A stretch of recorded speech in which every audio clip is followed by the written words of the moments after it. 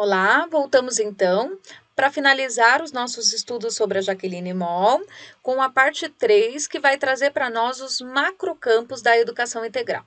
Então, os macrocampos temáticos, eles articulam vários saberes e várias ações que são desenvolvidas por um programa específico, que é o programa Mais Educação, que é conhecido de todos, muitos municípios têm aí implantados os seus. Cada escola pode escolher 3 entre os 10 macrocampos. Deixa eu pegar aqui a minha marca-texto e a gente vai fazer alguns grifos, olha. Então, Programa Mais Educação. Programa Mais Educação, cada escola escolhe 3 entre os 10 macrocampos. Então, aqui nós vamos ter os 10 macrocampos: meio ambiente, esporte e lazer, arte e cultura, inclusão digital, saúde e alimentação, acompanhamento pedagógico, direitos humanos, comunicação e uso de mídias, iniciação e investigação das ciências e da natureza, educação econômica e só. Deram 10? 2, 4, 5, 6, 7, 8, 9, 10. 10 macrocampos, certinho. Esses macrocampos, né? Então, o nome já diz macrocampos. Dentro deles tem várias possibilidades de atividades. Então, dentro do meio ambiente, por exemplo, eu posso ter o projeto de horta. Posso ter o Convidas, que a gente viu que era aquele comitê da escola para tratar daquelas questões. Dentro do esporte, eu posso ter oficina de xadrez, eu posso ter oficina de yoga, eu posso ter oficina de tênis de mesa, eu posso ter o futebol, eu posso ter o basquete. Dentro da arte e cultura, eu posso ter a atividade de hip hop, posso ter o grafite, posso ter práticas circenses, né? Então, há várias possibilidades de atividades dentro dos macrocampos. Tem que saber, professora? Tem. Você tem que saber os macrocampos e você tem que, pelo menos, na sua dissertativa, citar alguns. Mesmo que você não saiba todos, você põe vírgula entre outros, mas você tem que citar alguns. Na minha concepção, se você está prestando uma prova para professor, o primeiro que você tem que citar é esse daqui, ó. Acompanhamento pedagógico. Esse não pode faltar.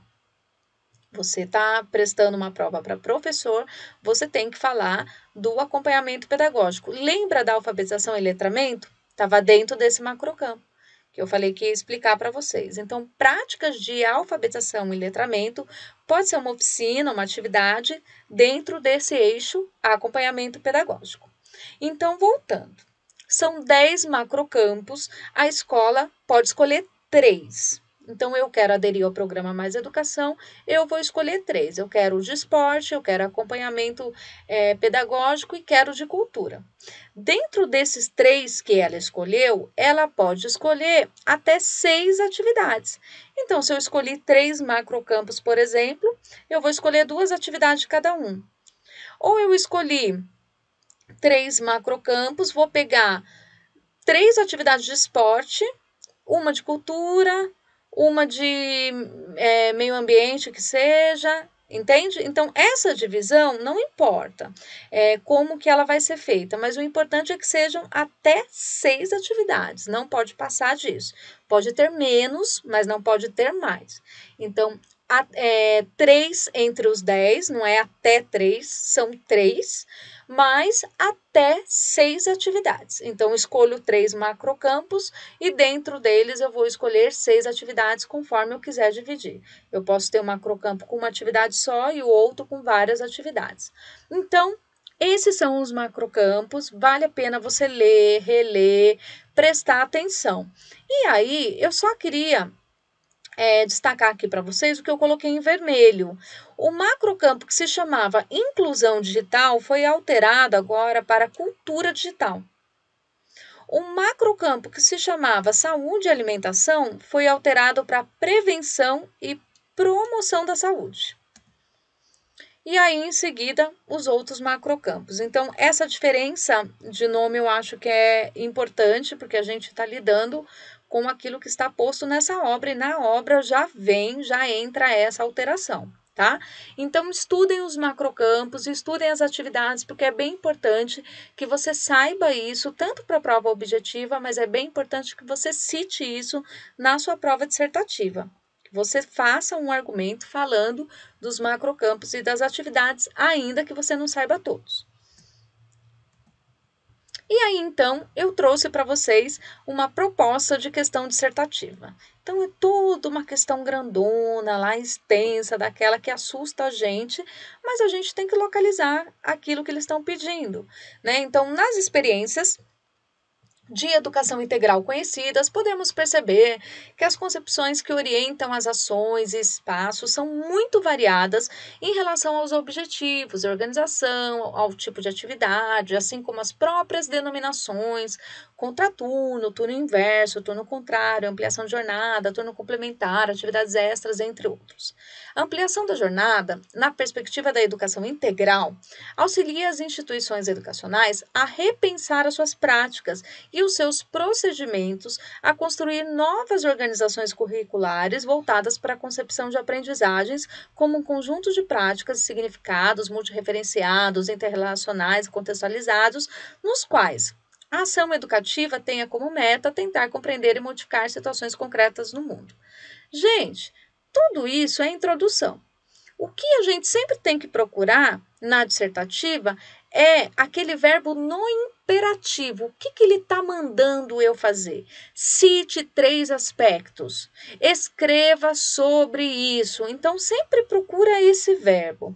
O verbo aqui é redija. Né? Redija. Escreva um texto dissertativo sobre educação integral. Então, está de uma forma geral. Eu tenho que escrever um texto sobre educação integral. Como eu faço o meu texto dissertativo? Eu sempre ensino essa técnica, que eu acho que é a técnica mais fácil de você fazer um texto dissertativo para uma prova. Eu vou pegar aqui o exemplo da prova de Mogi das Cruzes, que pede o máximo de 15 linhas. Então, em um máximo de 15 linhas, eu vou organizar o meu texto dissertativo em 3 partes: tese, argumentos e conclusão. A tese, eu vou responder a pergunta principal. O que é? Então, no caso, o tema é, eu já consegui localizar o tema lá, educação integral. Então, o meu texto vai começar com educação integral é. Se fosse a avaliação é. Se fosse sobre matemática, matemática é. Se fosse sobre resolução de problemas, a resolução de problemas é. Ou seja, eu sempre pego o conceito, aquilo que eles querem que eu fale sobre e coloco a palavrinha é, o verbo é. Então, educação integral é. E eu vou definir o que é educação integral. E a gente aprendeu aqui, que é a ampliação de tempos e espaços com oportunidades para o desenvolvimento integral do aluno, né? Então, eu coloquei aqui um exemplo de tese, né? Educação integral é aquela que, além da oferta de um tempo ampliado de permanência do estudante na escola, pensa o ser humano multidimensional, englobando seus aspectos biológicos, afetivos, cognitivos, histórico, social, entre outros, que se desenvolvem ao longo de toda a vida. Lembra que a gente viu isso lá no início do texto da Unesco, né? Então, o que você vai ter que fazer aí na sua casa? Formar uma frase que responda exatamente isso. Educação integral é. Faz a sua. Com base em tudo que nós estudamos, faz a sua frase de um modo que você entenda ela. O que é educação integral? Essa frase, se a dissertativa tem que ter 15 linhas, você não vai gastar mais que 3 linhas com ela, porque você precisa deixar 80% do seu texto para os argumentos. Aqui é só o conceito. Então, essa é uma grande dificuldade dos alunos no curso de dissertativa, porque já quer começar conceituando e já começa a argumentar. E aqui você não vai argumentar. Por isso eu uso essa técnica de escrever apenas educação integral é. Você não vai falar mais nada, apenas o que ela é. 3 linhas, gente, só isso. E aí, então, a parte do meu texto que é a mais importante, que é a que o avaliador vai usar para achar os pontos que eu vou ganhar, né? Os argumentos, aquilo que não pode faltar numa dissertativa sobre a educação integral. Ele tem um checklist lá. E aí ele vai conferir esse checklist dele com aquilo que você pôs. Então não vai poder faltar algumas coisas nos seus argumentos, que são coisas que vão estar previstas lá no checklist dele. Antes disso, você tem que pensar em qual cargo você vai prestar. Seu concurso é para diretor? É para supervisor? É para coordenador ou é para professor? Então, aqui você vai começar esse segundo parágrafo. O primeiro começou com a educação integral e esse segundo vai começar com cabe ao professor, ou cabe ao diretor, ou cabe ao supervisor, dependendo do cargo que você vai prestar. Nós vamos utilizar aqui para o concurso de professor. Então, a educação integral é ampliação de tempo de permanência das crianças na escola, tendo em vista o desenvolvimento integral, cabe ao professor. E aí eu vou pegar todo o repertório que eu tenho sobre educação integral e vou colocar tudo o que cabe ao professor. Frases curtas, objetivas, que sejam feitas, elaboradas com bons verbos, verbos terminados em R. Então, cabe ao professor. Vamos ver primeiro as sugestões de verbos? Eu coloquei aqui para vocês, ó. Sugestões de verbos. Promover, assegurar, propiciar, organizar, planejar, prover, utilizar, garantir, oportunizar, participar, relacionar, estabelecer e colaborar. São alguns exemplos de bons verbos que eu posso utilizar.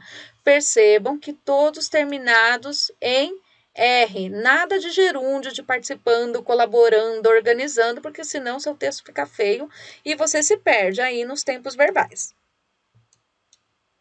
Então, verbos terminados em R. Cabe ao professor promover isso, isso e aquilo. Colaborar com isso, isso e aquilo. E aí, não precisa pôr cabe ao professor toda hora. Você vai fazendo frases curtas dentro do mesmo parágrafo. Cabe ao professor planejar boas situações de aprendizagem, tendo como foco o currículo intertranscultural. Ponto. Acabei. Vou continuar mais um argumento sobre o professor, ainda é sobre o professor, então eu já começo com um novo verbo. Promover uma abordagem transdisciplinar. Ponto. Acabei. Garantir atividades que trabalham a formação de atitudes e valores. Pontos. Colaborar para atividades de sustentabilidade. Ponto. Então, sempre comece a frase utilizando um verbo terminado em R. E todas juntas formando aquele parágrafo sobre o que cabe ao professor. Deu para entender? E aí, vem as sugestões de bons argumentos. Abordagem transdisciplinar, currículo intertranscultural, qualificação de tempos e espaços, relação com os espaços educativos dos territórios, formação de atitudes e valores, cultura de paz, macrocampos, e aí o macrocampo que não pode faltar para você, professor, a alfabetização e letramento que está dentro do macrocampo, acompanhamento pedagógico. Então, a minha dica para você é: faça pequenas frases, são frases curtas, simples, objetivas, que comecem com bons verbos e utilizem esses argumentos que eu sugeri aqui. Essas frases todas vão formar o segundo parágrafo, que é o maior da sua dissertativa. O primeiro foi pequenininho, 3 linhas no máximo, e aqui você pode gastar aí 10 linhas. Vão dar 13 linhas. Você vai deixar as 2 últimas apenas para a conclusão. E na conclusão, o próprio nome já diz, você não precisa mais argumentar nada, você só vai concluir. Então, você vai começar com um elemento de conclusão. Eu utilizei assim, mas poderia ser portanto. Tem vários outros aí que você pode utilizar outros elementos de conclusão. Eu gosto do assim. Então, assim, depois do elemento de conclusão, sempre a vírgula, Volto para a minha tese, a educação integral. Se fosse avaliação, educação especial, o tema iria se repetir aqui. Então, assim, a educação integral contribuirá para quê? Para que se tem educação integral?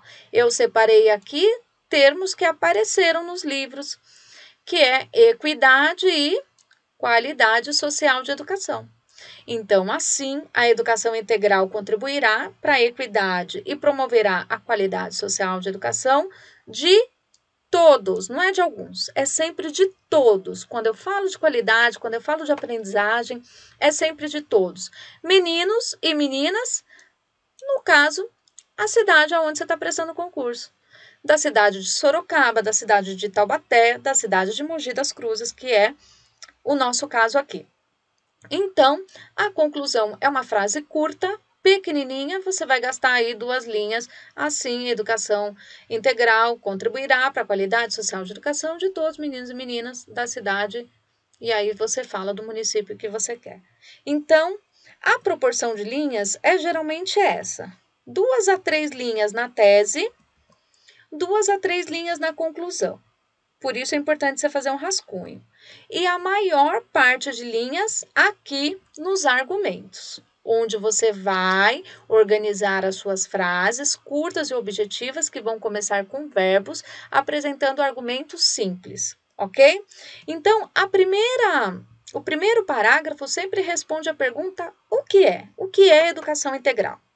O segundo parágrafo dos argumentos responde a pergunta como faz, né? Então, no caso do professor, como que faz? Qual que é o seu papel? E aí, por isso, a gente põe, cabe ao professor, isso e aquilo.